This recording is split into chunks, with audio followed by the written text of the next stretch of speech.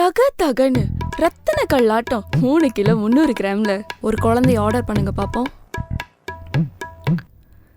வீட்டில் வயசான அப்பா இருக்காங்க, உடம்புக்கு முடியாம அம்மா இருக்காங்க, பத்தா குறைக்கு புதுசா கல்யாணம் பண்ணிட்டு வந்த நான் இங்க இருக்கேன். இது எல்லாத்தையும் விட்டுட்டு நீ ஹாயா வெளில கிளம்பிட்ட. உன் வேலையை பார்க்கலாம், ஆனா அதுக்கு முன்னாடி நீ தான் எங்களை பார்த்துக்கணும்.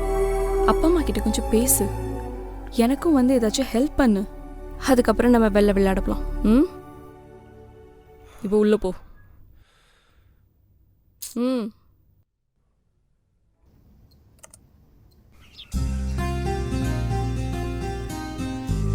ஏங்க, இன்னும் நீங்கள் வேலை பார்த்துட்டு இருக்கீங்க, அதை எடுத்து வச்சுட்டு வெளியில் போயிட்டு வாங்க.